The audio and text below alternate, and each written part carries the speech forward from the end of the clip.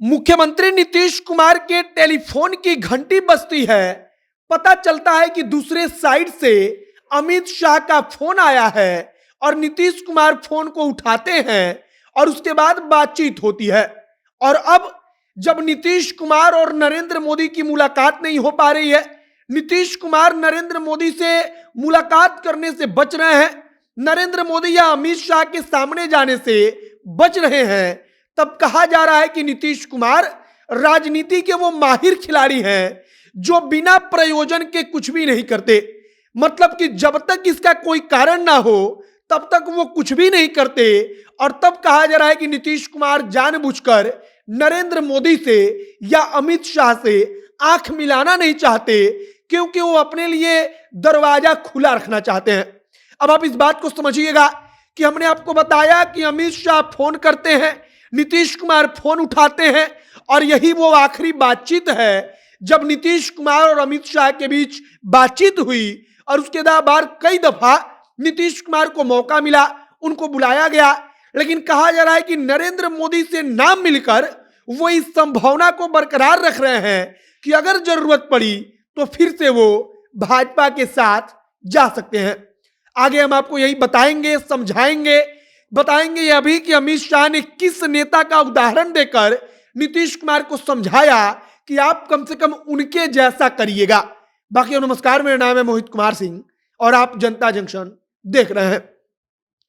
कहा जाता है कि जब टेलीफोन की घंटी बजी और नीतीश कुमार ने फोन उठाया और अमित शाह से उनकी बातचीत शुरू हुई, तब अमित शाह ने कहा था कि चंद्रबाबू नायडू को आप देख लीजिए।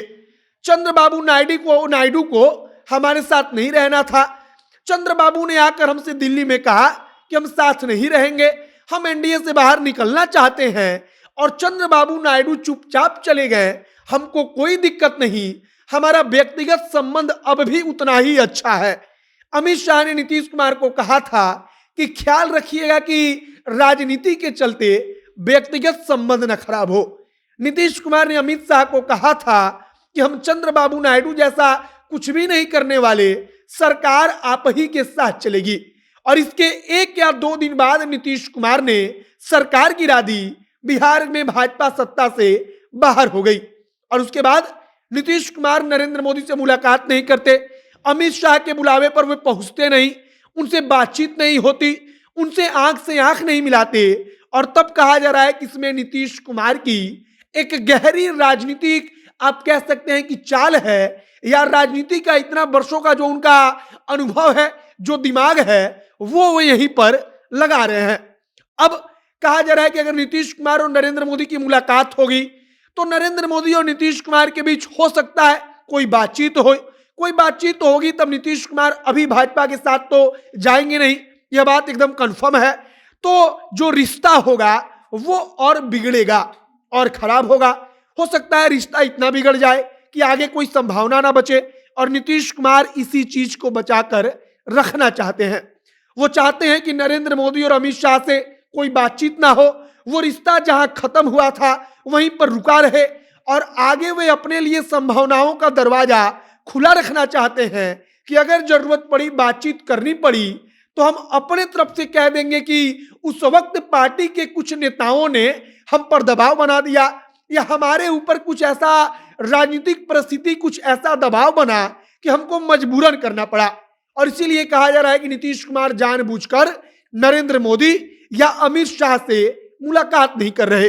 अब आप एक बात और समझिएगा कि नीतीश कुमार राजनीति में, कहा जा रहा है कि अब आखिरी जोर लगा रहे हैं।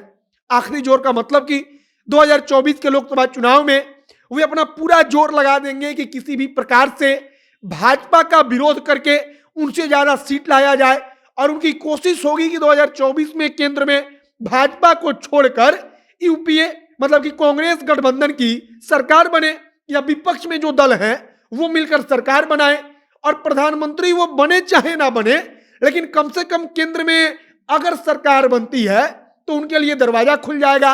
अब आप एक बात समझिएगा कि 2024 की लड़ाई इतनी आसान नहीं है। भारतीय जनता पार्टी के सामने कोई टिकने वाला नहीं है, अब तक इस बात को कहा जा रहा है। और निश्चित तौर पर अगर भाजपा 2024 का चुनाव जीत जाएगी और 2025 में तेजस्वी यादव को आगे बढ़ाने का ऐलान करके नीतीश कुमार ने खुद से महागठबंधन में रहते हुए अपना दरवाजा बंद कर लिया है। तब नीतीश कुमार के पास क्या रास्ता बचेगा? तो रास्ता वही बचेगा कि वो फिर से भारतीय जनता पार्टी के साथ चले जाएं। और कहा जा रहा है कि इसीलिए नीतीश कुमार संभावनाओं का दरवाजा बंद होने देना नहीं चाहते।